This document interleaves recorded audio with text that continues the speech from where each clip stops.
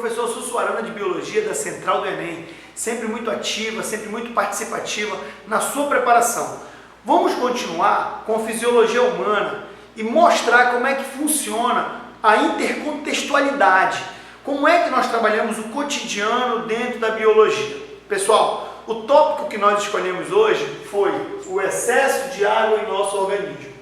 A água é a substância mais abundante dentro do nosso organismo e importantíssima, porque é justamente no ambiente aquoso que ocorrem as nossas reações químicas.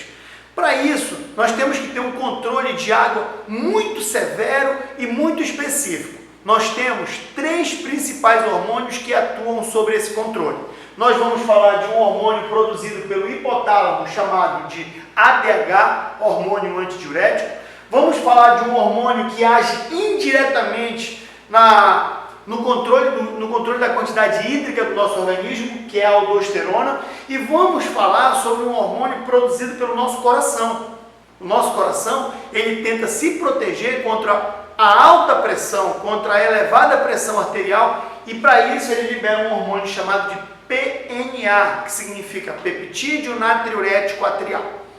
Quando nós falamos sobre o sangue, o volume sanguíneo, ele é denominado volemia. Se eu tenho muito sangue, hipervolemia, como eu coloquei aqui no quadro. Se nós temos pouco sangue, estamos perdendo sangue ou não estamos ingerindo muito líquido, nós estamos passando por um processo chamado de hipovolemia, que é muito perigoso. Quando nós ingerimos muita água durante o dia ou uma quantidade excessiva de maneira muito rápida, nós alcançamos um estágio chamado de hipervolemia. Pessoal, isso altera as outras taxas, taxa de açúcar, taxa de sódio, taxa de potássio, que são taxas muito importantes para o metabolismo do nosso organismo. Quando nós tratamos principalmente de água, nós precisamos falar sobre o sódio. E a taxa de sódio no nosso organismo é denominada natremia. Quando nós temos muito sódio, hipernatremia, pouco sódio, hiponatremia. Mas por que falar do sódio? O sódio, além de funcionar como um controlador dos nossos impulsos nervosos na bomba de sódio e potássio, ele também deixa as nossas células com concentrações propícias a absorver ou perder água. Então, o sódio ele está relacionado à retenção de líquido no nosso organismo. Isso quer dizer que ele controla a nossa pressão, a pressão da água dentro da célula, que é chamada de pressão osmótica. A pressão osmótica vai determinar se a água deve entrar ou deve sair da célula.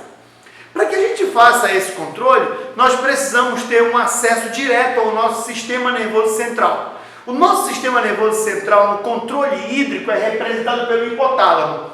O hipotálamo vai liberar um hormônio chamado de ADH. Quando é que o hipotálamo vai liberar esse hormônio ADH? Quando nós não estamos ingerindo água. Eu estou por um período muito prolongado sem tomar água. O meu corpo precisa de água e eu tenho que reaproveitar a água que existe dentro dele. O hipotálamo libera o ADH vai lá nos meus rins e manda eu reabsorver água. Reabsorver significa reaproveitar. Eu tiro a água que sairia na minha urina e devolvo para o meu sangue. Quando eu devolvo a água para o meu sangue, eu estou controlando a minha volemia. Então, primeiro mecanismo de controle de água, ADH, ele não deixa a água sair do meu corpo, a água fica retida no meu corpo, porque ele tira da urina e põe no meu sangue. Quando eu estou fazendo uma atividade física, eu estou perdendo água e estou perdendo sódio também. Se eu estou perdendo água e estou perdendo sódio, eu estou alterando a minha pressão arterial. Se eu tiro água, eu diminuo a minha volemia.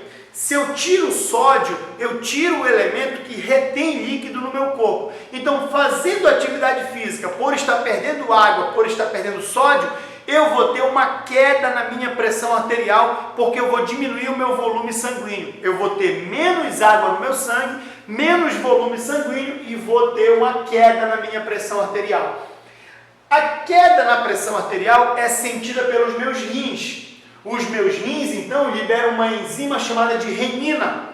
Essa renina age sobre uma enzima inativa chamada de angiotensinogênio produzida pelo fígado. O angiotensinogênio se ativa e vira angiotensina. A angiotensina vai ter via dupla de ação. Ela vai agir sobre os nossos vasos, vai causar uma tensão sobre os nossos vasos, aumentando a nossa pressão arterial, e a angiotensina vai agir sobre um grupo de glândulas chamada de suprarrenal. A suprarrenal ela fica sobre os nossos rins, por isso que recebe esse nome. A suprarrenal ativada pela angiotensina vai liberar aldosterona. O que a aldosterona faz? Vai lá no nosso rim, tira sódio e joga no nosso sangue. Pessoal, tirando o sódio da urina e colocando no nosso sangue, o sangue vai ficar hipertônico.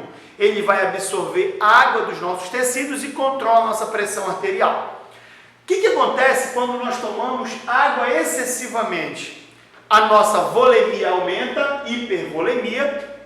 O nosso coração percebe que aconteceu um aumento na nossa pressão arterial. Aí o coração, para defender o nosso organismo contra esse excesso, contra essa alta pressão, vai liberar o PNA. O que o PNA faz? O PNA ele tem ação inibitória. Ele vai inibir o ADH. No momento que eu inibo o ADH, eu não tenho reaproveitamento da água, então eu não vou ter mais água voltando para o meu sangue.